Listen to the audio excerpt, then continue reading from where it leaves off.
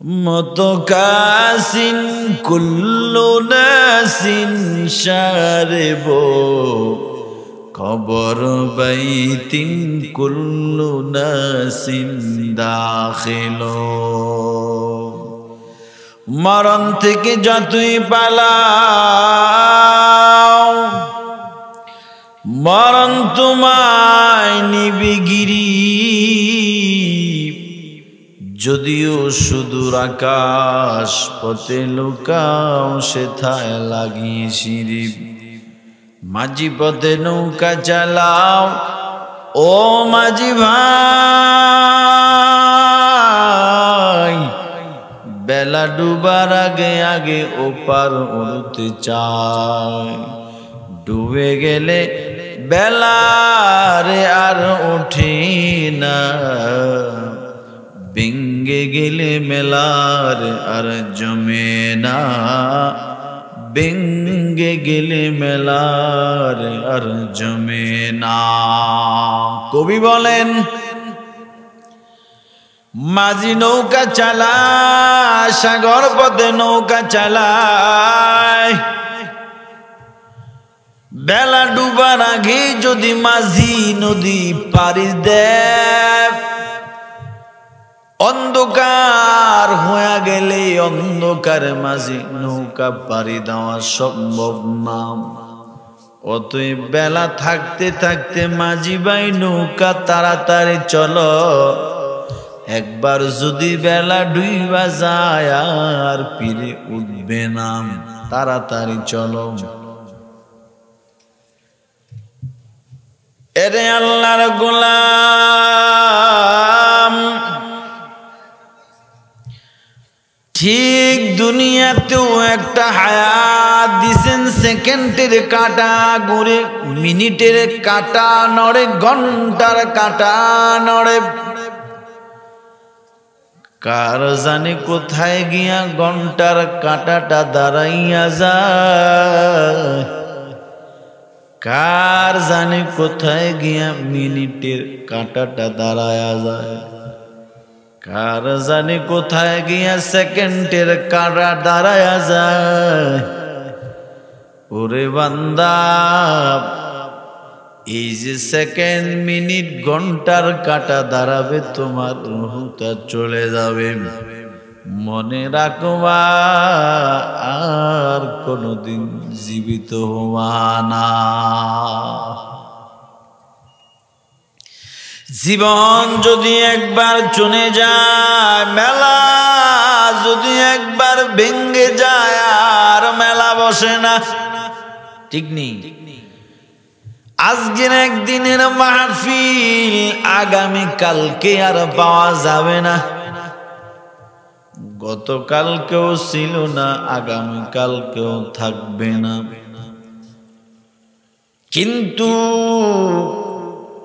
আগামী কালকে যদিও মাহফিল থাকবে না, এমনও হতে পারে কেউ এই জমিন থেকেও থাকবে না, এই জমিনেও থাকবে না। ঠিক কিনা বলেন? যারা আজকের মাহফিলে আসলেন, বসলেন, বয়ান শুনলেন, অথবা বয়ান শুনবেন, আখিরি মুনাজাত দিয়া বাড়ি যাবেন। হতে পারে বাড়ি যাওয়ার আগে আপনার মালাকুল মউত সামনে দাঁড়ায় যাবে। ঠিক নেই? সাদ্দাত জান্নাত বানাইলো, আল্লাহর জান্নাতে সাদ্দাত ঢুকবে না, নিজে একটা জান্নাত বানাইলো। জান্নাত বানানো শেষ, সাদ্দাত জান্নাতে ঢুকবে। হঠাৎ করে সাদ্দাত বিশাল বহর নিয়ে সাদ্দাত নিজের বানানো জান্নাত উদ্বোধন করবে। সাদ্দাত আসতেছে, হঠাৎ করে দেখে পথের মধ্যে একটা মুরব্বি লাঠি ভর দিয়ে হাঁটে। পিছনে পালায়া চলে আসলো। সাদ্দাত জান্নাতে ঢুকবি, ঢুকার সময় তাকাইয়া দেখে সাদ্দাত যেই লাঠি বর দিয়ে একটা বিদ্যরে পিছনে পালায়া আসলাম, এই বৃদ্ধটা সাদ্দাদের জান্নাতের দরজায় হাজির। সাদ্দাত বলে, কে তুমি? আমার আগেই আমার বানানো জান্নাতে ঢুকলা। আমি মালাকুল মউত আজরাইল। এরে সাদ্দাত, তোমার হায়াত জিন্দেগি শেষ, ঢুকতে পারবা না। একটা কদম ভিতরে দিছে। সাদ্দাত বলে, ও আজরাইল ভাই, আর একটা কদম যদি ভিতরে দিতাম তাহলে মনের আশাটা পূরণ হতো, জান্নাত তো ঢুকলাম। সাদ্দাত কয়, রে না না না, আমার একটু বাকি পাওটা ভিতরে দিতে দাও। মালাকুল মউত আজরাইল বলে, সাদ্দাত, আমারও মনে চায় এত সুন্দর করে জান্নাত বানাইলা, ভিতরে ঢোকো, কিন্তু আমার মালিকের অর্ডার, আমার মালিকের হুকুম। একটা সেকেন্ড তো ঘন্টা, দিন রাত তো দূরের কথা, একটা কদম দিছো আর একটা কদম দেওয়ারও কোনো ক্ষমতা না। ফাও দিয়ে চালায় কে? আচ্ছা, সাদ্দাদের এক কদম ভিতরে আর এক কদম বাহিরে। আমি আর আপনি জিন্দিগিতে কত কদম হাঁটতেছি, কথা বুঝেন? এক পাও ভিতরে, আরেক পাও কি বাহিরে, আরেকটা ঢুকাইলেই তো শেষ, ঠিক না? এ সময় তো নিতে পারতো আল্লাহ, যে এত সুন্দর করে জান্নাত বানাইছে, ঘুরে আসছি দেখছি। কিন্তু আল্লাহ গোটা দুনিয়ার মানুষকে বুঝাইতে চাইলেন, আমি আল্লাহ এমন সময় তার রূহটা মালাকুল মউত আজরাইলকে নেওয়ার জন্য আদেশ করেছি। গোটা দুনিয়ার মানুষরে বুঝাইলাম, গোটা দুনিয়ার মানুষের জন্য আমি ইতিহাস রেখে গেলাম যে আমি আল্লাহর সাথে গাদ্দারি করে, মাস্তানি করে, আমি আল্লাহর বিরোধিতা করে এক পাও দিছো আরেক পাও দেওয়ারও কোনো ক্ষমতা নাই। কি বুঝছেন? আপনি আল্লাহর বিরোধিতা করে বহু কিছু করবেন, আল্লাহকে বহু কিছু পরে, এক কদম দিছো আর এক কদম দেওয়ারও কি নেই? কুদরত গার। যারা বয়ান শুনতে আসছেন, বাড়ি যাওয়ার আগেই তো মরণ হতে পারে কি পারে না। আর যারা দোকানে বসে সিনেমা দেখেন, গাঞ্জা টানে, বিড়ি টানে, টিকটক ফেসবুক চালা, হয়তো কথা বলতেছে কোরআনের মজলিস ছেড়ে, তারাও তো বাড়ি যাওয়ার আগেই মালাকুল মউত আসতে দুজনের সমান হবে। আপনি আখিরি মুনাজাত দিয়া কান্নাকাটি কইরা কোরআন হাদিস শুইনা বাড়ি যাচ্ছেন, আজরাইল আপনার সামনেও দাঁড়াইলো, আরেক বেড়া বয়ানও শুনলো না, মাহফিলও আসলো না, কোরআন হাদিসও শুনলো না, আলেমদের চেহারাও দেখলো না। ওই বেড়ার সামনেও আজরাইল হাজির, দুজনের হালাত এক হবে না? না। কেউ বাজারে মরে, হাসপাতালের কেবিনে মরে, ঘুমের মধ্যে মরে, আবার কেউ মসজিদে মরে। ব্যবধান আছে না নাই? মৃত্যুতে ব্যবধান আছে, মৃত্যুর মধ্যে ব্যবধান আছে। বিশ্ব ইজতেমায় আমার পাশে এক মুরব্বী, পাশে তিনার জি জামাতা, মুরব্বী নামাজে দাঁড়াইল, আসরে 4 রাকাত নামাজ ফরজ, 3 রাকাত পড়ছে, 4র্থ রাকাতে সেজদা গেছে, মাথায় উড়ায় না। ভাবলাম কারণ কি, বুঝে বেলাইছি। নামাজ শেষ করে ওনার জামায় হাত দিয়ে আব্বা কইছে, কাইতে হয়ে পড়ে গেছে। কি সাধারণ মৃত্যু এটা? অসাধারণ মৃত্যু। আপনি কি মনে করেন লক্ষ লক্ষ মানুষের সাথে জামাতে নামাজ পড়া অবস্থায়, সেজদা অবস্থায় মারা গেছে, আরেক বেড়া মদের আড্ডায় মারা গেছে, জুয়ার আসরে মারা গেছে, কেসিনোতে মারা গেছে, যাত্রা ফালায় নর্তকীর নাচ দেখা মারা গেছে। দুইজনের মৃত্যু সমান হবে? কিছু মৃত্যু দেখলেই ধারণা করা যায় লোকটা কেমন ছিল, ঠিক কিনা বলে? কিছু লোকের কথা শুনলে বোঝা যায় লোকটা কেমন। মৃত্যু দেখলে বোঝা যায় লোকটা কেমন ছিল। মসজিদে মৃত্যু, নামাজে মৃত্যু, ওয়াজ মাহফিলের মৃত্যু, চরমনার জমিনে মৃত্যু, উজানির জমিনে মৃত্যু, আল্লাহওয়ালার সামনে মৃত্যু, ইস্তেমার মাঠে লক্ষ মানুষের সামনে মৃত্যু, কোরআন তেলাওয়াতের সময় মৃত্যু, জিকিরের সময় মৃত্যু, রোজা অবস্থায় মৃত্যু, নামাজ অবস্থায় মৃত্যু, সেজদা অবস্থায় মৃত্যু। সহজ ব্যাপার? সবার দ্বারা সম্ভব না। দোয়া করেন আল্লাহ যাতে আমাদের কি মৃত্যু তো হবেই, মৃত্যু যে মাসে দিবেন মাসটা যাতে রমজান মাস হয়।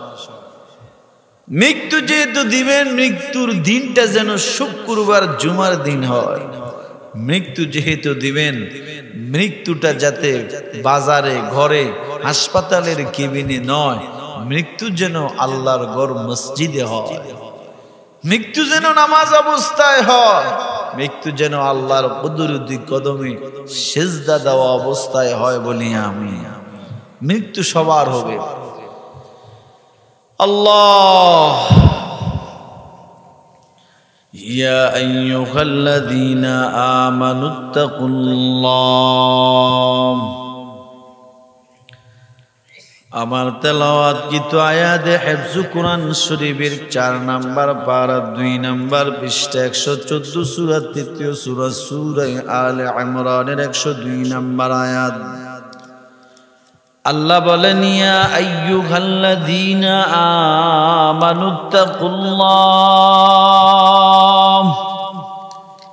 ঈমানওয়ালারা তোমরা আমি আল্লাহকে ভয় করো, হাক্কা তুকাতিহি, যেমন করে আমি আল্লাহর ভয় করা দরকার।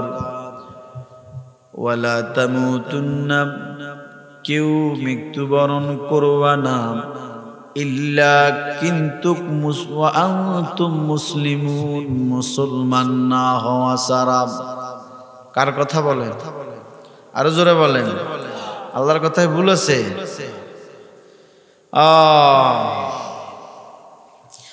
আল্লাহ কোরআনের ভিন্ন জায়গায় বলেন ইয়া আইয়ুহাল্লাযীনা আমানুত্তাকুল্লাহ, হে ঈমানওয়ালারা তোমরা আমি আল্লাহকে ভয় করো। ওয়া কুনু মা'আস সাদিকিন, এবং খাঁটি সাদিকিন আল্লাহওয়ালা যারা তাদের বন্ধু হয়ে যাও। আল্লাহ আমাদেরকে কবুল করেন। এলো আমার তেলাওয়াতকৃত আয়াতের তরজমা। এবার আসেন কিছু ব্যাখ্যা। আল্লাহ কি বললেন? ইয়া আইয়ুহাল্লাযীনা আমানু, ও ঈমানদারেরা। ঈমানদার কারা? আল্লাহকে বিশ্বাস করে যারা। আল্লাযীনা ইউমিনুনা বিল গায়ব, আল্লাযীনা ইউমিনুনা বিল গায়ব ওয়া ইউকিমুনাস সালাম।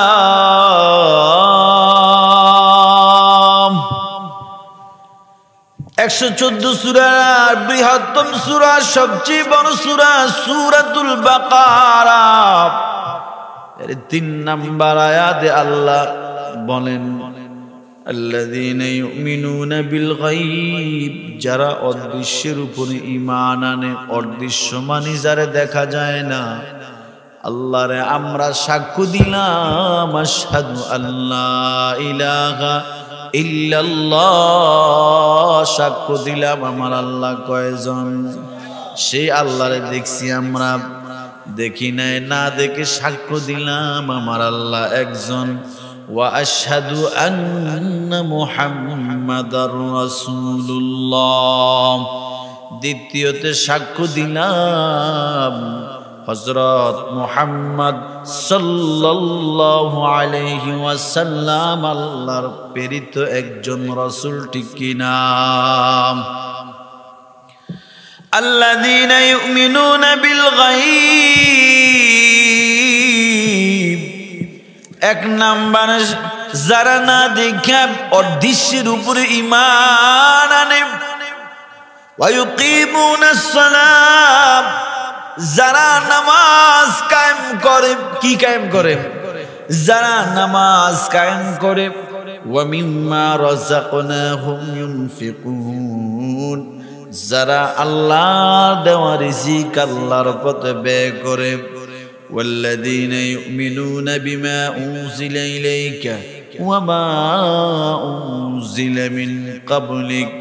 আল্লাহ বলেন, আমি যাহা আমার নবীর উপরে অবতীর্ণ করেছি, আমার নবীর পূর্বে আমি যাহা অবতীর্ণ করলাম, যাহা বিশ্বাস করে, ওয়া বিল আখিরাতি হুম ইউকিনুন, যারা আখিরাত পরকাল বিশ্বাস করে এরা ঈমানদার। ঠিক কিনা বলেন? আল্লাহ ঈমানদারের বিষয়ে আরো বলেন, ঈমানদার কারা? আমানতু বিল্লাহ ওয়া মালাইকাতিহি ওয়া কুতুবিহি ওয়া রুসুলিহি ওয়াল ইয়াউমিল আখির ওয়া শাররিহি মিনাল্লাহি তাআলা ওয়াল বাসি বাদাল মাউত। সুবহানাল্লাহ। বলে যারা এক আল্লাহকে বিশ্বাস করে, আমানতু বিল্লাহ, ঈমান আনে কয় আল্লাহর উপর। আমানতু বিল্লাহ সাক্ষ্য দেয় আমার মালিক, আমার স্রষ্টা, আমার খালিক একজন, তিনি কে? ওয়া মালাইকাতিহি, ফেরেশতা আছে না নাই? কিরামান কাতিবিনা ইয়ালামুনা মা তাফআলুন, ফেরেশতা আল্লাহ দিছেন, বিশ্বাস করা লাগবে। এরা লিখতেছেন, আপনার জীবনের সব কিছু লিখতেছেন, বিশ্বাস করা লাগবে। ওয়া কুতুবিহি, আসমানে কিতাব বিশ্বাস করে। এই যে আমার হাতে রাখা, এটা কার কিতাব? এটাকে দুনিয়ার কোন কবি লিখছে, দুনিয়ার কোন গায়ক লেখে নাই, দুনিয়ার কোন দার্শনিক এই বইটা লেখে নাই।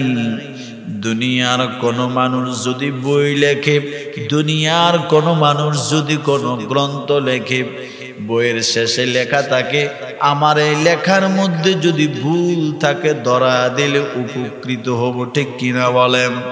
আল্লাহ বলেন, আমি বই লিখলাম। আল্লাহ শুরুতেই চ্যালেঞ্জ করে দিলেন, জালিকাল কিতাব লা রাইবা ফীহি হুদাল লিল মুত্তাকিন।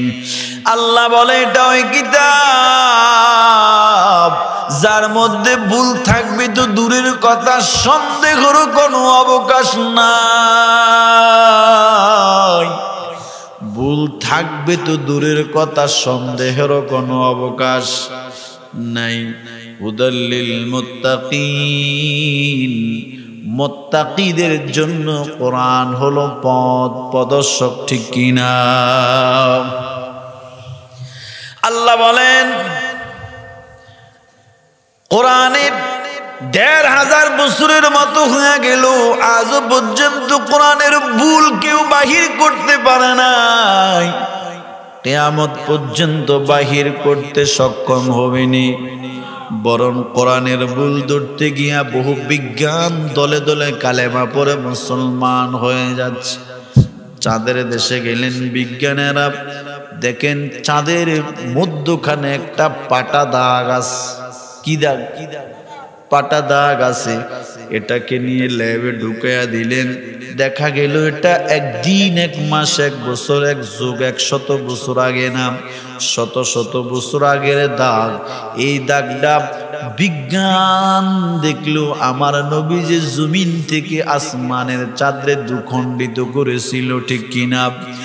আবু জাহেল একদিন নবীর সামনে এসে কয়, রে মুহাম্মদ সাল্লাল্লাহু আলাইহি ওয়াসাল্লাম, তুমি নাকি নবী? তুমি নাকি আল্লাহর পাঠানো পয়গম্বর? তাহলে তুমি আমার কিছু আশ্চর্য কিছু দেখাও। নবী বলেন, চাচা, জমিনে দেখাবো নাকি আসমানে? সুবহানাল্লাহ। আবু জাহেল্লা কয়, ভাবছিলাম তো জমিনে দেখাইবা, যেহেতু আসমানের কথা মনে করে দিলা, দেখাও, আসমানে কিছু দেখাও। আমার নবী রাতের মিটি মিটি চাঁদের আলোতে, আমার মায়ার নবী, দয়াল নবী বলেন, চাচা, এই যে দেখেন আকাশে একটা চাঁদ দেখা যায়। কয়, হ্যাঁ। মায়ার নবী বলেন, চাচা আমি জমিন থেকে আঙ্গুল দিয়া চাঁদের মধ্যখানে একটা টান দিব, আপনি দেখবেন চাঁদটা কেমন হয়। আমার মায়ার নবী জমিনে থাইকা আকাশে চাঁদের মধ্যখানে আমার নবীর শাহাদাত আঙ্গুলি দ্বারা টান দেয়। টান দিতে দেরি হয়, আকাশের চাঁদটার সাথে সাথে দুইটা ভাগ হয়ে যায়। আবু জাহেল দেখলেন আমার নবীর আঙ্গুলের ইশারায় আকাশের চাঁদটা দুখণ্ডিত হয়ে যায়। বিজ্ঞানীরা দেখলো এটা ওই আমার নবীর আঙ্গুলের ইশারায় চাঁদ দুখণ্ডিত হওয়ার দাগ। দেরি করে নাই, সাথে সাথে তারা কালেমা পড়ে মুসলমান হয়ে যায়। এই যে বিজ্ঞানরা মুসলমান হয়েছে, এই নিউজটা কিন্তু প্রচার করে না। এই নিউজটা কি প্রচার হয় নাই? কেন হয় না জানেন? যদি এই আমার নবীর আঙ্গুলের ইশারার দাগ যদি না হইতো, ওইটারে দেখতেন যে বিশ্বের ইহুদি খ্রিস্টানেরা কইতো মুসলমানেরা মিথ্যা কথা কয়, মুসলমানের আলেমরা মিথ্যা কথা কয়, দেখো এটা ভুয়া কোনো দাগ নাই, ঠিক কিনা বলেন? এটারে দেখতেন যে আন্তর্জাতিকভাবে প্রচার করত, কিন্তু এটা যে সত্য এটা কিন্তু প্রচার করে না, ঠিক কিনা বলেন?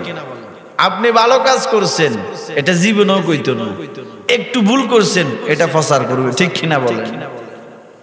আপনার স্ত্রীর বিবাহ করেছেন, আপনি সুখে শান্তিতে সবকিছু দিচ্ছেন, একদিন 19-20 হয়েছে দেখবেন তোমার কাছে বিয়ে বইয়া সুখে পাইলাম না। কি বুঝলেন? এটা ভুয়া হইল কয়, এটা কি এটা ভুয়া হয়ে গেছে দুজনে, তখনও কইব কয়নি 19-20 হইলে হিসাবে।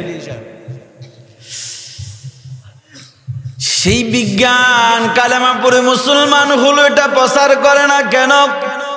কয় যদি প্রচার করে দুনিয়ার সব বিজ্ঞানীরা কালেমা পড়ে মুসলমান হয়ে যাবে। এই যে আমেরিকায় টুইন টাওয়ারে হামলা হয়েছিল কিনা বলেন? লাদেনে মারছে, মুসলমানরা মারছে। 2-5 জনের একটা টিম গঠন করা হলো। তারা চিন্তা করলো ইসলামের মুসলমান লাদেনে মারছে। মুসলমান কি? ইসলাম মানে ইসলাম কি, এর গ্রন্থ কি, এর মূল ভিত্তি কি? কোরআন। সুবহানাল্লাহ। বিজ্ঞানীরা কোরআনটা হাতে নিল। কোরআন হাতে নিয়ে তারা চিন্তা করলো এত বড় হামলা কিভাবে করলো? নিশ্চয়ই কোরআনের মধ্যে কিছু আছে না নাই? আরো মনে বড় ধরনের হামলার কথাও কি আছে? এই এত বড় টুইন টাওয়ার বিমান ঢুইকা ডাইরেক্ট এখান দিয়ে হিন্দি বার হয়ে গেছে।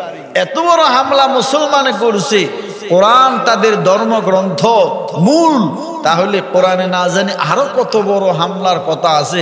একটু কোরআনটা পড়া দরকার। সুবহানাল্লাহ বলেন। কোরআন রিচার্জ করা শুরু করলো। 2 জন বিজ্ঞান কোরআন রিচার্জ করে, 4 জনের মধ্যে 2 জন বন্ধু কোরআন রিচার্জ করা শুরু করে দিল। কোরআন রিচার্জ করে বন্ধুরা আমার, কোরআন রিচার্জ করে কোরআন তাদেরকে এমন সুন্দর পথ দেখালো, বিজ্ঞানগুলি কোরআনের ভুল দূর থেকে নিজেদের ভুল সামনে পড়ে গেল। দেরি করে নাই, পড়ে নিয়েছে আশহাদু আল্লা ইলাহা ইল্লাল্লাহ ওয়া আশহাদু আন্না মুহাম্মাদার রাসূলুল্লাহ সাল্লাল্লাহু আলাইহি ওয়াসাল্লাম। আল্লাহ বলেন কোরআন এমন একটা কিতাব, এটার ভুল ধরতে কেউ পারে নাই, পারবেও। জালিকাল কিতাব লা রাইবা ফি, ভুল থাকবে তো দূরের কথা, সন্দেহেরও কোনো অবকাশ নাই।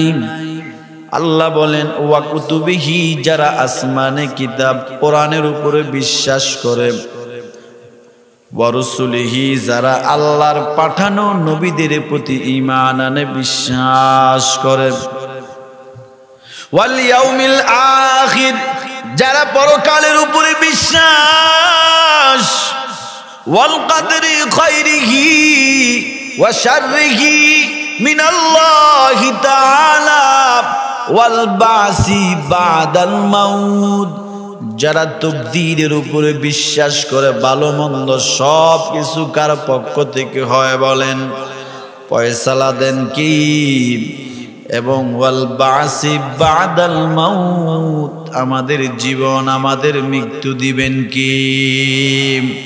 ইয়া আইয়ুহাল্লাযীনা আমানুত্তাকুল্লাহ, ইমানদারদেরকে আল্লাহ ডেকে বলেন যারা পড়েছো লা ইলাহা ইল্লাল্লাহ, লা ইলাহা ইল্লাল্লাহ, আমি এক আল্লাহর যারা বিশ্বাস করে নিয়েছো আল্লাহ তাদেরকে বলেন ইত্তাকুল্লাহ, আমার ভয় করো। ছাত্র যদি উস্তাদরে ভয় না করে তাহলে পড়ালেখা ভালো হয় না, ঠিক কিনা বলেন? ছাত্র উস্তাদের ভয় করা লাগে, ঠিক নেই? ছাত্র ক্যালাম বোর্ড খেলে, উস্তাদ সামনে দিয়ে হাঁটা যায়, ছাত্র ক্যালাম বোর্ডও খেলে, তাহলে কি ভয় হলো? ভয় কাকে বলে?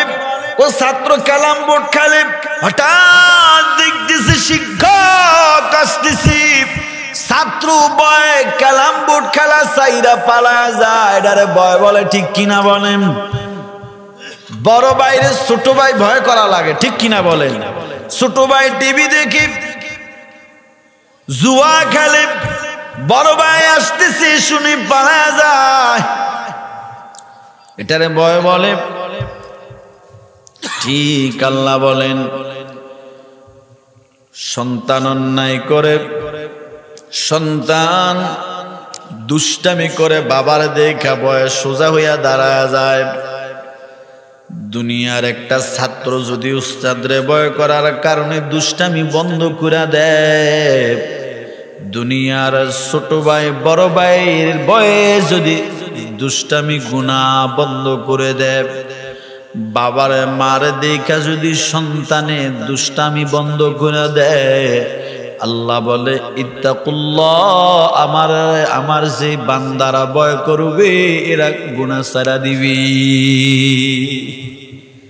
আমার ভয় বান্দা মিথ্যা বলবে না, আমার ভয় আছে বান্দা সুদ খাবে না, আমার ভয় আছে বান্দা জিনা করবে না, আমার ভয় আছে বান্দা মদ পান করবে না, আমার ভয় আছে বান্দা মদের আড্ডায় যাবে না, যাত্রা পালায় যাবে না, ক্যাসিনোতে যাবে না, আমার ভয় আছে বান্দা। আমার ভয় আছে বান্দা সুদ খাবে না, ঘুষ খাবে না, দুর্নীতি করবে না, চাঁদাবাজি করবে না। তালাশ করে দেখো গোটা বাংলাদেশের মধ্যে আল্লাহর কোরআন হাতে নিয়ে বলি, বাংলাদেশের কোন আলেম দেশের সম্পদ লুণ্ঠন করে, দেশের জনগণের টাকা দুর্নীতি করে সিঙ্গাপুরে বাড়ি বানায় নাই, কানাডায় বাড়ি বানায় নাই, যুক্তরাষ্ট্রে বাড়ি বানায় নাই, বিশ্ব ব্যাংক ও মুসলমান চাঁদাবাজির টাকা দিয়ে টাকার পাহাড় গড়ে নাই। বলে কারণ কি? কইছে ইত্তাকুল্লাহ, আল্লাহর ভয় দিলে আছে তো, আল্লাহর ভয় আছে তো বান্দা গুনাহ করে না, অন্যায় করে না, অপরাধ করে না। ইসলাম তো এমন একটা জিনিস, ইসলামের খলিফা হযরত ওমর রাষ্ট্র চালাইছেন কিনা বলেন, জোরে বলেন। রাষ্ট্রের প্রধান ছিলেন, বাংলাদেশের মতো ছোট্ট টিকটিকির মতো রাষ্ট্র না। মুফাসসিরিনে কেরাম, মুহাদ্দিসিনে কেরাম বলেন অর্ধ জাহান শাসন করেছেন হযরত ওমর। বাংলাদেশের মতো প্রায় 200টা রাষ্ট্র, কতটা রাষ্ট্র? 200টা রাষ্ট্রের প্রধানমন্ত্রী ছিলেন হযরত ওমর। গায়ের মধ্যে ছিল সিরাজামা, কি জামা? সিরাজামা, গায়ের মধ্যে ছিল সিরাজামা। এই জামাদের শায়েকের চরমনাই, চরমনার পিসাব দেখবেন সামান্য একটা কাপড় পাঞ্জাবি আর একটা লুঙ্গি, ঠিক কিনা বলেন, আর একটা টুপি, সাদা সিধা চলাফেরা। এরাই তো নবীর ওয়ারিস, এরা এত ভিআইপি চলা পছন্দ করে না, এত সাজ শওকত নিয়ে চলবে পছন্দ করে না, এরা সাধারণ চলাফেরা করে, এরা এত নিজের এত ভাব দেখে চলে না, নিজের ভিতরে অহংকারী না। যেহেতু তারা নবীর ওয়ারিস হযরত ওমর সিরা জামা, জামা যে সিলাবের টাকা নাই, কাপড় নাই, হঠাৎ করে রাষ্ট্রের সবার জন্য একটা কাপড় বাজেট হলো, যে জামার কাপড় বাজেট হলো সেই জামা দিয়া ওমরের গায়ের জামা হবে না। হঠাৎ করে তিনি মিম্বরে দাঁড়ায় খুতবা দেন, ওই যাকাত ওই যে কাপড়টা সবার জন্য যেটা বাজেট হলো ও কাপড়ের জামা গায়ে দিয়া খুতবা দিবেন।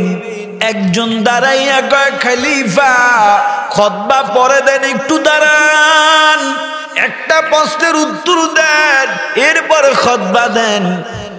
কি প্রশ্ন খলিফা? যে জামাটা সবার জন্য বাজেট করলেন, এই জামার এই কাপড় দিয়ে একটা জামা তো হয় না, তো আপনি কেমনি জামা পুরোটা বানাইলেন? হিসাব দেন। সুবহানাল্লাহ।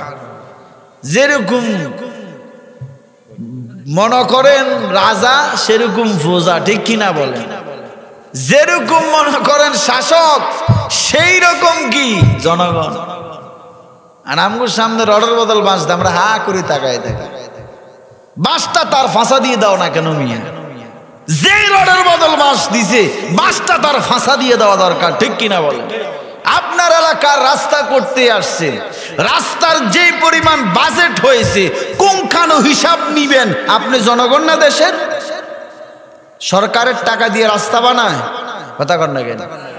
আপনার আমার ট্যাক্সের টাকা দিয়ে রাস্তা বানাচ্ছি, রাস্তায় যে পরিমাণ বাজেট হয়েছে হিসাব নিবেন। এই রাস্তার এত টাকা বাজেট, টাকা কই? সুন্দর করে বাজেট অনুযায়ী রাস্তা বানাও, নয় যে জনপ্রতিনিধি আছে তাকে সবার সামনে দাঁড় করায় বলবেন এই মোবাইলটার দাম ৫,০০০, কেউ যদি ১০,০০০ বেচে জবাব দিতে আছে না নাই? কথা বলেন না কেন? তো এই রাস্তাটা বানাইতে লাগে ৫ কোটি, তুমি বাজেট করলে ১০ কোটি, কাজ করলে ৩ কোটি, বাকি ৭ কোটি গেল কই? এর হিসাব নেন না কেন আপনারা? এর হিসাব নেন না বিদায় তো ৬-৯ বুঝ দিয়া কোন রকম রাস্তা বানায়, এরপরে ১ বছর পরে রাস্তা শ্বেতরুগী, চিনেন শ্বেতরুগী? শ্বেতরুগীর মতো হয়ে যায়। যেখানে অন্যায় সেখানে বাধা দিবেন। চাই আমি হই ইমাম সাহেব ভুল করে না মসজিদে নামাজ কয় রাকাত, ফজরের নামাজ ফরজ কয় রাকাত পড়েন, ইমাম সাহেব যদি ৪ রাকাত পড়ে, আমরা কি ইমাম সাহেবের সাথে নামাজ পড়বেন? 2 রাকাতের সময় উনি না বসে যদি দাঁড়ায় যায়, লোকমা দেন না? তো ইমাম সাহেবরা লোকমা দেন, ঠিক ইমাম ভুল করলে যেমন লোকমা দেন, রাষ্ট্রের দায়িত্বে যারা আছে তারা ভুল করলেও আপনি সচেতন জনগণ হিসেবে আপনিও তাদেরকে ভুল ধরা দিবেন, এটাই হলো সঠিক জনগণ, ঠিক কিনা বল? আমরা চাই তাকে হা করি, আমার জানি কি হয়, ফিডের চামড়া থাকেনি না যায়, এইভাবে চিন্তা করতে করতে ফিডে ব্যাগে খাইবেন। ফিডে কি সবাই খাবেন। এই ওই জাতি দামি হওয়ার পিছনে কারণ 2টা। কয়টা কারণ? আল্লাহ গরুরে শ্রেষ্ঠ বলে নাই, শিয়াল বানর কুকুরে শ্রেষ্ঠ বলে নাই, মানুষকে শ্রেষ্ঠ বলছেন কেন? কুনতুম খায়রা উম্মাতিন উখরিজাত লিন-নাস তা'মুরুনা বিল মা'রুফ ওয়া তানহাউনা আনিল মুনকার। তোমাদেরকে শ্রেষ্ঠ করে বাহির করলাম 2টা কারণ। সৎ কি? সৎ পদের অসৎ, এটা আপনার ইমানের দায়িত্ব না? ভুল যদি আমি করি আমারও বলবেন, ইমাম সাহেব যদি ভুল করে, এটা যেমন বলেন রাস্তাঘাট জনগণ ঠিক, কেউ যদি রাষ্ট্রের সম্পদ লুণ্ঠন করে, জুলুম করে, এই দেশটা তো দুর্নীতি লুণ্ঠনের কারণে এই দেশের জাতির ভাগ্যের কোনো কি নেই, পরিবর্তন নেই। হযরত ওমর যারে দেখলে শয়তানও ভয় পায়। কে ভয় পায়? 40 দিন শয়তানে পথ দিয়ে হাঁটে না, সেই ওমর খুতবা দিবেন। একজন জনগণ দাঁড়াইয়া কয়, ওমর আপনার গায়ে যে সিরা জামা ছিল, নতুন জামা গায়ে দিলেন, যে কাপড়টা সবার জন্য বাজেট করলেন, এই কাপড় দিয়ে তো একটা জামা হওয়ার কথা না। আগে হিসাব দেন, আপনি কেমনে কাপড় দিয়ে জামা বানাইছেন, নাকি আপনি দুর্নীতি করছেন, নাকি আপনি কাপড় কদ্দুর মারে দিছেন। ওমর বলে ওনার সামনে শত শত ওনার এমপি মন্ত্রী, উনি বলেন, ওমর বলে এতদিন পরে বুঝলাম আমি ইনসাফ কায়েম করতে পেরেছি। সুবহানাল্লাহ। যেহেতু আমার জামা সবার জামা হয় না, আমার জামা কেমনে হইল, এই ভয়ে যদি সবাই চুপ করে থাকতো বুঝতাম ইনসাফ কায়েম হয় নাই। এখন যেহেতু একজনে প্রশ্ন করেছে, বুঝেছি আমি ওমর ইনসাফ কায়েম করতে পেরেছি। সুবহানাল্লাহ। ওমরের সন্তান আব্দুল্লাহ বলেন, ওমরের সন্তান আব্দুল্লাহ বলে, প্রশ্নকারী তুমি খলিফার যে প্রশ্ন করেছো, প্রশ্নের উত্তরটা আমার কাছ থেকে নিয়ে যাও। আমি তার সন্তান আব্দুল্লাহ। আমার বাবা দীর্ঘদিন একটা সিরা জামা গায়ে দেয়, তালি করে আমার বাবা জামা গায়ে দেয়। আমার বাবার জন্য একটা কাপড়, আমিও জনগণ হিসেবে আমিও একটা কাপড় পাইছি। তবে আমার বাবার যেহেতু একটা জামা, আমার কাপড়টা দিয়া দিলাম আমার বাবারে। আমার কাপড়টা আর আমার বাবার কাপড় মিলিয়ে আমার বাবার একটা জামা বানাইলাম। এই জামা গায়ে দিয়ে আমার বাবা নামাজ পড়তে আসছে। সুবহানাল্লাহ। একটা জামা এই কাপড় দিয়া জামা হয় না, ঠিক আছে, এটা যাই না, আমারটাও আমার বাবার দিয়া দিলাম। অর্ধজাহান শাসন করেছেন হযরত ওমর। দুর্নীতি করছেনই বলেন, চাঁদাবাজি করছেনই বলেন, টেন্ডারবাজি করছে কিনা বলেন। ইসলামে দুর্নীতি কি এমন কোন শব্দ নাই, চাঁদাবাজি কি এমন কোন শব্দ নাই, টেন্ডারবাজি কি এমন কোন শব্দ নাই, জনগণের হক লুণ্ঠন করবে এমন কোন শব্দ নাই। বরং ইসলাম শিখায় ধনী যেমন খাবে, গরিবও খাবে, শিল্পপতি খাবে, শ্রমিকও খাবে, সবাই মিলেমিশে চলবে, একে অপরের সুখে দুঃখে পাশে দাঁড়াবে। কেউ যদি বিপদে পড়ে সব মুসলমান গিয়া তারে সাহায্য করবে, ঠিক কিনা? এরে নোয়াখালীর মুসলমান, এই জন্য আল্লাহ বলেন আমার ভয় করো, আমাকে ভয় করো। হাক্কা তুকাতিহি, যেমন করে ভয় করা দরকার। কেমন করে ভয় করা দরকার? তোর মার দেখলে যেমন অন্যায় করো না, বাবার সামনে অন্যায় করো না, উস্তাদের সামনে অন্যায় করো না। কেন? উস্তাদ আমার সামনে, মা আমার সামনে, বাবা আমার সামনে, বড় ভাই আমার সামনে। আল্লাহ বলেন ঠিক আমার যারা ভয় করবে, আমার ভয়ে বান্দা গুনাহ করবে না, বান্দা অন্যায় করবে না। এই জন্য আল্লাহ বলেন হাক্কা তুকাতিহি, ভয় করার মতো ভয় করো। ওয়ালা তামুতুন্না, সাবধান, কেউ মরবা না, কেউ মরবা না।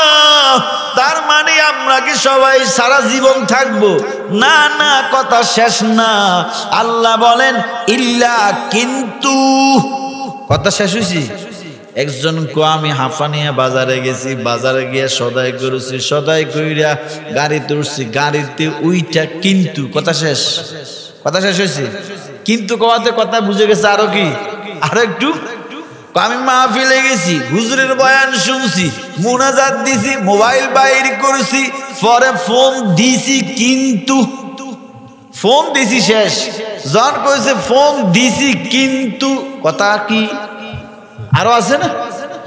আল্লাহ বলেন ওয়ালা তামুতুন্না, সাবধান, কেউ মরবা না, ইল্লা, কিন্তু। কথা সামনে আছে না? আরো কি? ওয়া আনতুম মুসলিমুন, কয় সাবধান, মুসলমান না হইয়া কেউ মৃত্যুবরণ করবা না। আমাদের সবচেয়ে বড় পরিচয় কি বলেন? যারা বলেন মুসলমান, সবচেয়ে বড় পরিচয়। আমি আপনি কি দুনিয়াতে? আমি বক্তা, আমি ফির, আমি খতিব, আমি ইমাম, তিনি হাজী সাহেব, তিনি গাজী সাহেব, তিনি ডাক্তার, তিনি ইঞ্জিনিয়ার, তিনি প্রফেসর, তিনি ওসি, তিনি ডিসি, তিনি ইঞ্জিনিয়ার, তিনি এমপি, মন্ত্রী, প্রাইম মিনিস্টার। দুনিয়ায় রুহু আছে যতক্ষণ, ঠিক কিনা বলে? রুহু চলে গেছে, কোনো পরিচয় চলবে না, ঠিক কিনা বলে? মরে গেছে, মরার আগে চেয়ারম্যান সাহেব, ঠিক না? মরে গেছে, এখন কি কয়?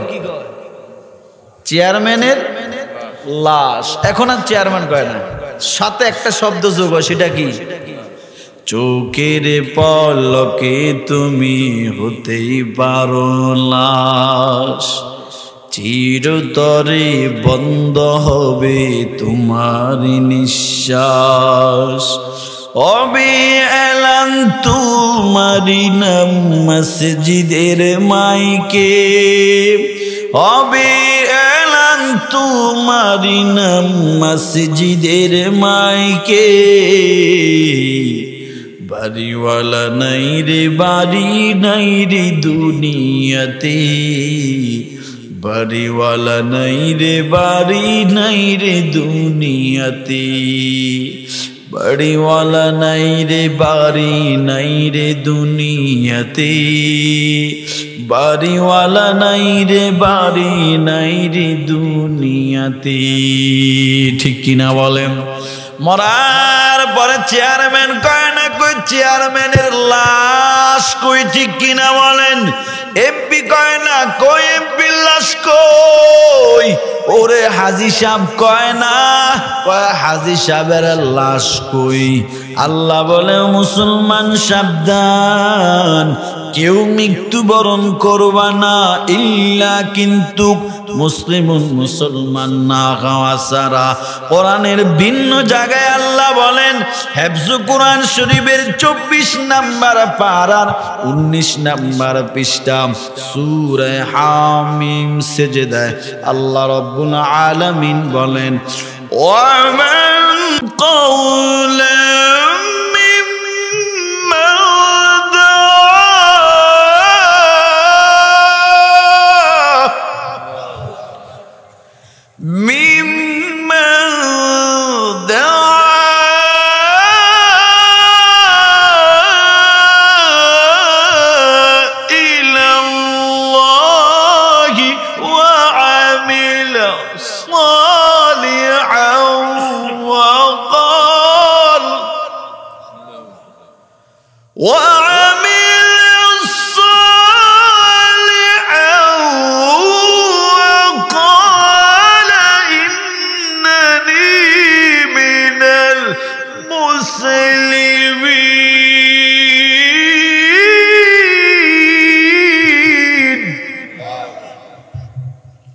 আল্লাহ সূরা হামিম সেজদার 33 নম্বর আয়াতে আল্লাহ বলেন, ওয়ামান আহসান, ওই ব্যক্তির চাইতে দামি কথা, সুন্দর কথা কার হবে? মিম্মান দাআ ইলাল্লাহ, যে ব্যক্তি মানুষকে কার দিকে ডাকে, বলেন জোরে বলেন।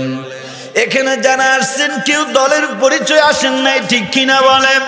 কে কোন দল করেন, কে কারে নেতা মানেন, কে কোন পীরের মুরিদ, এই পরিচয় কেউ আসেন নাই। আমার বয়ানেও আমি বলি নাই আমি জামা গায়ে দিছি, এমন জামা আপনারা গায়ে দেওয়া লাগবে, না হলে মুসলমান হবেন না। একবার বলছি, আমি যে টুপি মাথায় দিছি টুপি মাথায় দেওয়া লাগবে, না হলে মুসলমান হতে পারবেন না। একবারও বলছি, আমার মতো হুজুর হওয়া লাগবে, না হলে মুসলমান হতে পারবেন না। একবারও বলছি না, না আমি যে মাদ্রাসায় পড়েছি আপনিও সেই মাদ্রাসায় পড়া লাগবে। একবারও বলছি না, না রে বন্ধু, আপনি ব্যবসা করেন করেন, আপনি চাকরি করেন করেন, আপনি ইঞ্জিনিয়ার করেন করেন, কোনো বাধা নাই। বান্দা আপনি কৃষক, কৃষকের কাজ করেন, কোনো বাধা নাই। আপনি শ্রমিক, শ্রমিকের কাজ করেন, কোনো বাধা নাই। আপনি প্রবাসে থাকেন, কোনো বাধা নাই। ও মুসলমান, আপনি যে শ্রেণীর লোক হন না কেন, আপনি যে দলের লোক হন না কেন, আপনি যে পীরের মুরিদ হন না কেন, আপনি যে বিদ্যালয়ের ছাত্র অথবা শিক্ষক হন না কেন, আমার খুরশেদ আলম সিদ্দিকীর কোনো বাধা নাই। আমার কথা হলো, আমারে আপনার মুসলমান হওয়া লাগবে। কি হওয়া লাগবে বলেন? মুসলমান হওয়া লাগবে। আল্লাহ বলেন ওই ব্যক্তির দামি কথা কার হবে যে মানুষরা আল্লাহর দিকে ডাকে, ওয়া আমিলা সালিহান, নিজেও নেক আমল করে, ওয়া ক্বাল, সেই বলে ইন্নানি মিনাল মুসলিমিন, আমি আর পরিচয় হলো আমি একজন মুসলমান। আমার আপনার জীবনের সবচেয়ে বড় পরিচয় হলো আমি আর আপনি কি? এর চাইতে বেশি করে পরিচয় আছে? দুনিয়ার পরিচয় সাধারণ কয়েকদিন, ঠিক কিনা বলেন? আমি টাকাওয়ালা, আমি প্রফেসর, আমি ইঞ্জিনিয়ার, আমি অমুক দলের ক্ষমতায় আছি, আমি বক্তা, আমি হুজুর, এটা দুনিয়ার পরিচয়। কবরে পরিচয় চলে না, ঠিক কিনা বলেন? কবরে গেলে বলবে না তুমি কোন দলের লোক, কইবনি তুমি কোন কালারের টুপি মাথায় দিছে, কথা বলবেনি। তুমি কত টাকার মালিক, কতটা বাড়ির মালিক, এই প্রশ্ন করবেনি? বলেন না না, কবরে প্রশ্ন করবে মার রব্বুকা মান দীনুকা মান নাবিয়ুক, তোমার রবকে, রবের পরিচয় দাও। আমার প্রশ্নগুলো রব সম্পর্কে জিজ্ঞেস করা হবে কবরে। রবের পরিচয়টা দুনিয়ায় যে নিতে পারবে, কবরে সে রবের পরিচয় দিতে পারবে। যে রবের পরিচয় দুনিয়ায় নিবে না, কবরে রব সম্পর্কে পরিচয় দিতে পারবে না। আপনি যে শ্রেণীর লোক হন না কেন, আমি চাই কবরে যেহেতু বস্তু করা হবে রব সম্পর্কে, রে ভাই আপনি দুনিয়ায় রবের পরিচয় নেন। মান দীনুকা, ধর্ম সম্পর্কে আপনারা কোশ্চেন করবে, প্রশ্ন করবে। আপনি ইসলাম সম্পর্কে আপনি ভালো করে জানেন, ইসলাম কি আদেশ করে, কি নিষেধ করে, ঠিক কিনা বলেন? আপনি যে শ্রেণীর লোক হন না কেন, আমি চাই আপনি কবরে যেহেতু ধর্ম সম্পর্কে প্রশ্ন করা হবে, ধর্ম সম্পর্কে জানা এবং মানার দরকার আছে না নাই? আপনারে 3 নম্বর প্রশ্ন করা হবে, তোমার নবীকে, নবীর পরিচয় দাও। আমি বলি আপনি যেই শ্রেণীর লোক হন না কেন, আমার কোনো আপত্তি নাই। আপনি আমার নবীর চেনেন, আমার নবীর আদর্শ মানেন। যেহেতু কবরে প্রশ্ন করা হবে তোমার নবীকে পরিচয় দাও, কিয়ামতের ময়দানে কবরে প্রশ্ন 3টা করা হবে। 3টা প্রশ্ন, একটা হলো রবকে, এরপরে দিন কি, এরপরে নবী কি। কিছু মানুষ বলবে লা আদরি, আমি জানি না আমার রবকে, আমার আল্লাহকে আমি জানি না। হায় রে বোকা, যিনি তোরে দুনিয়ায় বানাইছেন, যিনি তোরে 40-60 বছর হায়াত দিছে, যিনি তোরে চোখ দিছেন, যিনি তোরে জবান দিয়ে কথা বলার শক্তি দিছেন, কান দিয়ে শোনার শক্তি দিছেন, যিনি তোরে হাত দিয়ে ধরার শক্তি দিছেন, পাও দিয়ে চলার ক্ষমতা দিছেন, তারে চিনলি না। ধর্ম কি আমি ধর্ম চিনি না, ধর্ম জানি না। আফসোস, নবীকে কয় নবীরে তো চিনি না। দুনিয়ার নেতা নেত্রীরে চিনলাম, আমার বাবারে চিনলাম, আমার প্রেমিকার পরিচয় পাইলাম, আমার বন্ধুর পরিচয় পাইলাম, নবীর পরিচয় পাইলাম না। আফসোস হবে, সাথে সাথে তাদের জন্য কবরে আযাব শুরু হয়ে যাবে। 3টা প্রশ্নের উত্তর ভুল পড়বে। 1 নাম্বার শাস্তি, 2 পাশের মাটির এমন জোরে চাপ, ডান পাজরের হাড্ডিটা বাম পাজরের সাথে নবী এমন করে আঙ্গুলগুলি তুলে দেখাইয়া দেয়, ডান বাম পাঁচ আঙ্গুলগুলি এমন করে মিশে যাবে হাড্ডি 2টা। 2 নাম্বার শাস্তি, কবরের মধ্যে বড় বড় সাপ চলে আসবে। বড় বড় সাপ তার পেঁচাইয়া কামড়াতে থাকবে। নবীকে সাহাবীরা বলে, নবী গো, এই সাপগুলা কামড়াবে, এদের বিষ কেমন হবে? নবী কয়, সাহাবীরা রে, একটা সাপ যদি একবার কামড় দেয় কমপক্ষে 40 দিন পর্যন্ত বিষ থামবে না। 70 থেকে 99টা সাপ গুনাহগারের কবরে চলে আসবে। 3 নাম্বার শাস্তি, কবরের মধ্যে জাহান্নামের আগুন শুরু হয়ে যাবে। কবরে আগুন শুরু হয়ে যাবে। ও নোয়াখালীর মানুষ, এই জন্য বলি, দুনিয়ার পরিচয় নয়, রবের পরিচয় নাও। দুনিয়ার দলের পরিচয় নয়, ইসলামের পরিচয় নাও। দুনিয়ার নেতার পরিচয় নেওয়ার আগে আমার নবীর পরিচয় নাও। ঠিক কিনা বলেন? আল্লাহ আমাকে আপনাদের সকলকে পরিপূর্ণ আল্লাহর ভয় এবং মুসলমানিত্ব অর্জন করে কবরে যাওয়ার তৌফিক আল্লাহ দান করেন, বলি আমিন। এবং কবরের 3টা প্রশ্নের উত্তর আল্লাহ আমাদের সবাইকে সঠিকভাবে দেওয়ার তৌফিক দান করেন, বলি আমিন ইনশাআল্লাহ। এখন এশার আজান হবে, জামাত হবে। জামাতের পরে আমাদের আমন্ত্রিত উলামায়ে কেরাম আছেন, ওনারা কথা বলবেন। আজান কটায়? 8টা 5-এ। ও আচ্ছা আচ্ছা, সরি বলিস, 8টা 5-এ আজান। আরেকটু বলা যায় তাহলে? হ্যাঁ, সমস্যা নেই তো বাইরে। তাহলে এখানে আজান হবে, 8টা 15-তে জামাত হবে। তাহলে বললাম 3টা প্রশ্ন। কয়টা প্রশ্ন বলেন? 3টা প্রশ্ন। এখন আপনি বলেন তো, কবরে যে আমি যাব, আমার সাথে আপনার সাথে কেউ যাবেনি। বিপদে পড়লে, দুনিয়ায় বিপদে পড়ছি, আমার সন্তানের ফোন দি, আমার বন্ধুরে ফোন দি, ঠিক কিনা বলেন? কবরে যদি প্রশ্নের উত্তরে আটকা পড়া যায়, আমার আপন কেউ নাই, ঠিক কিনা বলেন? কে আমার বন্ধু আমার কবরে যাবে না? আমার ভাই আমার কবরে যাবে না। হায়রে, যাদের জন্য এত কষ্ট করে মাথার ঘাম পালাইয়া এত সম্পদ বানাইলাম, মরার পরে কেউ আমার সাথে যাবে না। নবী বলেন, মানুষের 3টা বন্ধু। কয়টা? কয়েক নাম্বার হলো মাল। এটা দেহ থেকে রুহটা যাওয়ার সাথে সাথে 1 নাম্বার বন্ধু মাল তার থেকে সাথে সাথে বিদায় নেয়, ঠিক কিনা বলেন? ব্যাংকে টাকা আছে, কোমরে সন্দুকের চাবি আছে, আপনার নামে 100 শতক জায়গা আছে। জীবিত থাকা অবস্থায় আপনার বউরে কারণে মালিক বানাইতে হলে আপনি লিখে দেওয়া লাগে, ঠিক নেই? কিন্তু মরার পরে লেখা লাগে না, ঠিক নেই? মরার পরে লিখে দেওয়া লাগে না, অটোমেটিক সম্পদ আপনার থেকে মালিকানা কি হয়, বিদায় নিয়ে যায়। দেহ থেকে আপনার রুহটা চলা যাওয়ার সাথে সাথে 1 নাম্বার বন্ধু মাল আপনার থেকে বিদায় নেয়। এবং কে কোমরে থাকা চাবিটা বেলেট কেসি দিয়া কেটে চাবিটার পর্যন্ত চাবিটা আপনার থেকে বিদায় নেয়। হাতের ঘড়িটা বিদায় নেবে। আপনার গায়ের যে গেঞ্জি পোশাক আছে, পোশাকটাও আপনার গায়ের থেকে বিদায় নিয়ে নেবে।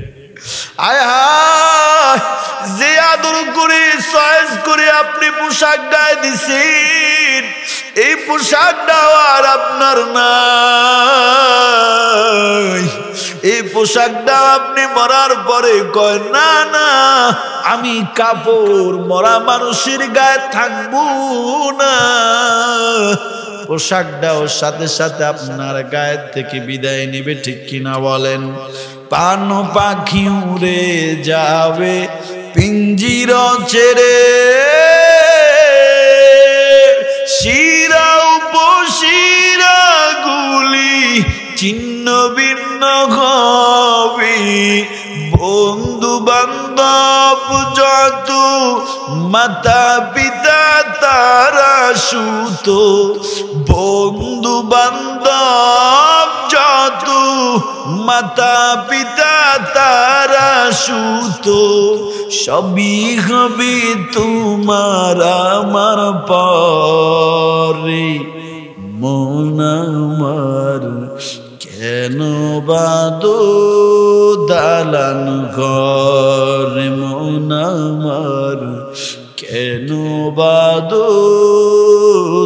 দালান ঘর একই দিন মাটির ভিতরে হবে ঘরে মন আমার কেন বাঁধো দালান ঘর মন আমার কেন বাঁধো দালান ঘর ঠিক কিনা বলেন ঘর শুধু কি আপনার সম্পদ বিদায় নিবে শুধু কি কোমরের চাবি বিদায় নিবে শুধু কি গায়ের পোশাক বিদায় নিবে কয় না না যেই বাড়িটা আপনি কষ্ট করে বানাইলেন এই বাড়ির ভিতরে খাট আছে উড়ান কেন আপনারা জামাতবে কইছি না উড়ান কেন যেখানে আপনি যে একটা ঘরের ভিতরে খাট বানাইছেন এই খাটটা দামি খাট মরার সাথে সাথে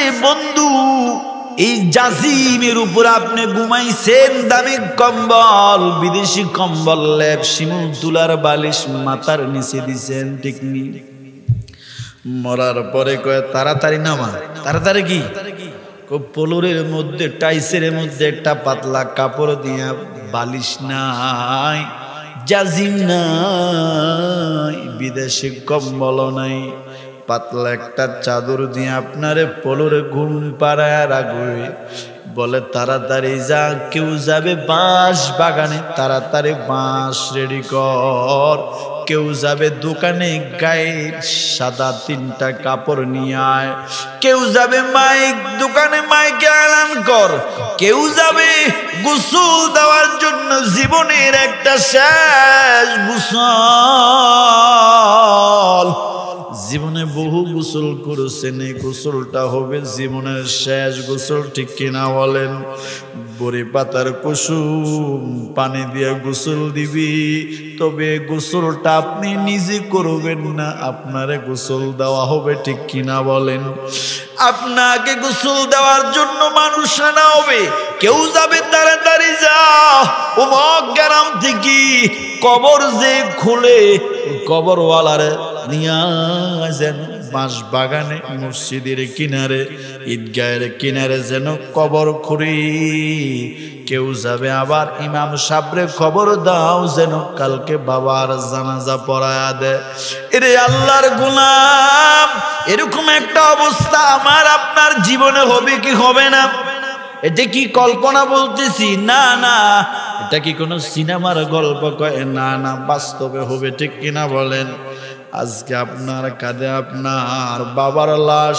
আপনার জেঠার লাশ আজকে আপনার কাঁধে আপনার বড় ভাইয়ের লাশ অপেক্ষা করেন আপনার বাবার লাশের খাটিয়াটা যেমন আপনার কাঁধে উঠছে রে ও ভাই আপনার বাবার কবরের পাশে একটু জায়গা আপনার দাদার পাশে যে খালি জায়গাটা ছিল এটা তো আপনার বাবার কবর ছিল পাশে কিন্তু আরো জায়গা খালি আছে নি মনে রাখবেন যে খাটিয়াটা আপনার বাবার আপনার কাঁধে উঠছি আপনার সন্তানের কাঁধেও আপনার খাটিয়ার লাশ উঠবে আপনার বাবার পাশেই যে জায়গাটা খালি আছে বুঝবেন এটা আপনার শেষ ঠিকানা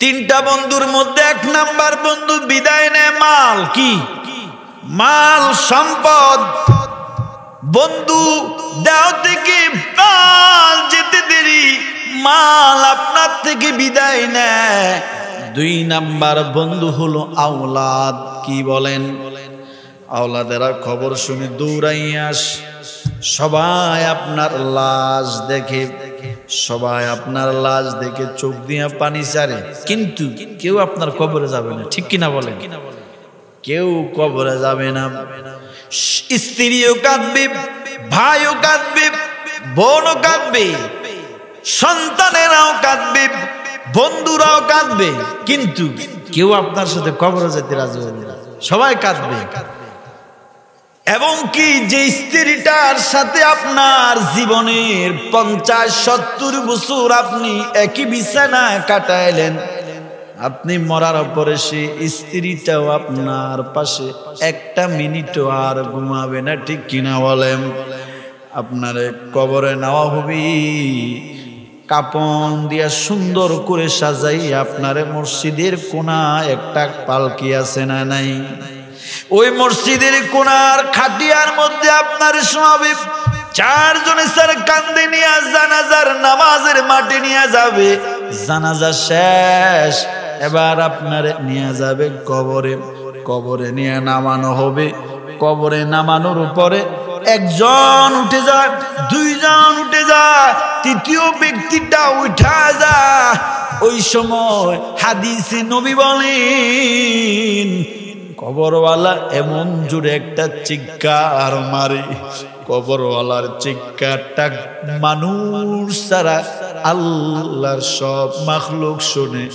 কবরওয়ালা এত জোরে চিৎকার মারে, কই যা আমারে, ও আওলাদেরা রে, ও সন্তানেরা আমার, এত কষ্ট কার জন্য করলাম?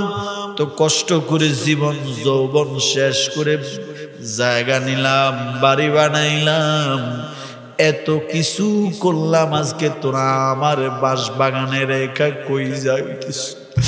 আমার একা একা কবরে রাইখা কই যাও? দুই নম্বর বন্ধুও বিদায় হইয়া যায়, ওলাদেরা বিদায় হইয়া যায়। তিন নাম্বার বন্ধু হলো আমল। কি বলেন? আমল। এটা বিদায় নেয় না। তিনটা বন্ধুর মধ্যে দুইটা বিদায় নেয়, একটা বিদায় নেয় না। বুঝছেন আমার কথাটা? তিনটা বন্ধুর মধ্যে একটা রূহ যাওয়ার সাথে সাথে বিদায় নেয়, সেটা কি? সম্পদ। দুই নাম্বার বন্ধু হলো আওলাদ, আপনজন। তারা কবর পর্যন্ত যায়, এরপরে তারাও বিদায় নিয়ে যায়। তিন নাম্বার বন্ধু এটা যায় না, এটা আপনার সঙ্গে হয়ে যায়। তাহলে বন্ধু বলেন, প্রথম দুই বন্ধুর চাইতে তিন নাম্বার বন্ধুর কথা কয়টা? বুঝতেছেন আমার কথাটা? প্রথম দুই বন্ধুর চাইতে তিন নাম্বার বন্ধু যেটা, এটা আপনার আপন, এটা আপনার আপন, এটা আপনার সঙ্গী। তাহলে দুই নাম্বার, এক দুই, এই দুইটা বন্ধু চাইতে তিন নাম্বার বন্ধু হলো আমল। কি বলেন? আমল বেশি করার দরকার আছে না নাই? জোরে কও, আছে না নাই? একটা আমল আপনাদেরকে শিখিয়ে দিয়ে বয়ান ছেড়ে দিব। এত লম্বা আমল দিলে তো করতে পারবেন না। 10 সেকেন্ডের একটা আমল শিখাবো। কয় সেকেন্ড? তবে 10 সেকেন্ডের আমলটা যদি করেন, আল্লাহর কোরআন সাক্ষী, আমার নবী বলেছেন, ও সাহাবায়ে কেরাম, আমার একটা সাহাবী আছে রে, যে সাহাবীটার দাম আল্লাহর কাছে এত বেশি, এত মর্যাদা। জান্নাতের 8টা দরজা। কয়টা দরজা? জান্নাতের 8টা দরজা। আমার সাহাবীর দাম আল্লাহর কাছে এত বেশি, আমার ওই সাহাবীটার কিয়ামতের দিন 8টা দরজা তারা ডাকবে, 8টা দরজা তারা ওয়েলকাম জানাবে। আসেন, আপনি আমার দরজা দিয়ে আসেন। দ্বিতীয় দরজা বলবে আপনি আমার দিক দিয়ে আসেন। তৃতীয় দরজা বলবে আপনি আমার দিক দিয়ে আসেন। চতুর্থ, পঞ্চম, ষষ্ঠ, সপ্তম, এমন করে 8টা জান্নাতের দরজা আমার সেই সাহাবীটারে ডাকবে। নবী বলেন, আমার সেই সাহাবীর নাম হলো হযরত আবু বকর সিদ্দিক। নবী বলেন, ও সাহাবায়ে কেরাম, তবে আমি তোমাদেরকে একটা আমল শিখাইয়া দিই। এই আমলটা যদি তোমরা করো, জীবনের মধ্যে যদি আমলটা করো, নিজের হায়াতে জিন্দেগিতে আমলটা যদি তোমরা করো, আমি নবী সাক্ষ্য দিলাম, তোমাদেরকেও আবু বকরের মতো 8টা জান্নাত কিয়ামতের দিন ডাকবে। এই আমলটা শিক্ষা দিব আপনাদেরকে। করবেন তো ইনশাআল্লাহ। তবে আমলটা করতে হলে ঘন্টা ঘন্টা সময় লাগে না, মুফতি মুহাদ্দিস ইমাম খতিব হওয়া লাগে না, 10 সেকেন্ড মাত্র। কয় সেকেন্ড? 10 সেকেন্ড। এই আমলটা যদি আপনারা ওয়াদা দেন আমার কাছে, মুর্শেদ আলম সিদ্দিক হুজুর আপনার কাছে ওয়াদা করলাম আমলটা ছাড়ব না, তাহলে বলবো। যদি কোন করব না বইলা লাভ নাই, কারণ জানার নাম ইসলাম না, মানার নাম হলো ইসলাম। করবেন তো ইনশাআল্লাহ? কারা কারা করবেন একটু হাতটা দেখেন তো আমাকে। আল্লাহ আপনার কুদরতি নজর দিয়া দেখতেছেন, আপনার বান্দারা হাত তুলেছে আমলটা করবে গো। ও আল্লাহ, কিয়ামতের দিন তোমার বান্দাদের জন্য তুমি 8টা দরজা তাদের জন্য তুমি কবুল করে নাও।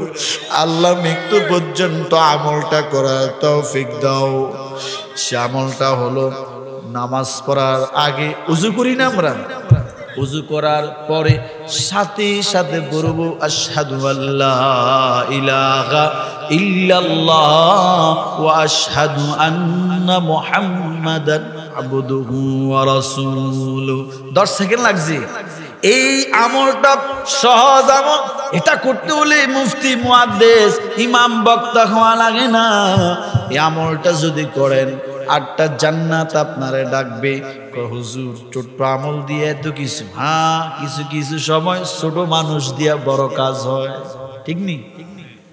ছোট মানুষ দিয়ে কি আপনি কাউকে বেদামি পাইবেন না, বেদাম পাইবেন না, আপনারা দামি পাইবেন না। কিছু সময় মূর্খ লোক দিয়া অনেক কাজে লাগে, ঠিক নি? হ্যাঁ, এটা ভাই একটা উদাহরণ দেই। গোস্তর কেজি কত বলেন? 700 450 ধরি আমরা। 1 কেজি গরুর গোস্ত পাকাইতে কয় মন মশলা লাগে? কত অল্প টাকার মশলা লাগে না? আচ্ছা, 1 কেজি লবণের দাম কত বলেন তো আপনারা আমাকে? 40 টাকা ফ্রেশ মনে করেন, যেটা ভালো 40 ধরেন আপনি। এখন 1 কেজি গোস্তর দাম কত? 750 800 ধরলাম আমি, যদি আপনার হাড় সারা নেন। এখন 1 কেজি গরু গোস্তর দাম আমি 800 ধরলাম, আর 1 কেজি লবণের দাম 40 টাকা। 1 কেজি গরু গোস্ত পাকাইতে 1 কেজি লবণ লাগে? কথা বলেন, এটা দিলে খেতে পারবে? 1 কেজি গরু গোস্ত পাকাইতে কতটুকু লবণ লাগে? সামান্য, মনে করেন আপনার 1-2 টাকার লবণ লাগবে হিসাব করলে, ঠিক না? এখন কেউ যদি কয় 800 টাকার গরুর গোস্তর মধ্যে 1 টাকার লবণ দিব না, সে কইছে কি গরু গোস্ত দামি, এই দামি গোস্তর সাথে আমি সস্তা 1 টাকার লবণ কি দিব না? আচ্ছা বলেন তো, গরুর গোস্ত স্বাদ পাওয়া যাবে? জোরে বলেন। তাহলে কি বুঝবেন? দামি জিনিস এর মজা আনতে হলে সস্তা লবণ লাগে, ঠিক কিনা বলেন? কথা কন না কেন? ঠিক। অনেক সময় আপনি ভাইবেন না আমি শিক্ষিত, আমি সেই, আপনি যে শিক্ষিত কোন শ্রমিক তে বদিলে তে, যদি শ্রমিক না আপনার বিল্ডিং এর রাজমিস্ত্রি জোগালি দিবে কি? কথা বলেন না কেন?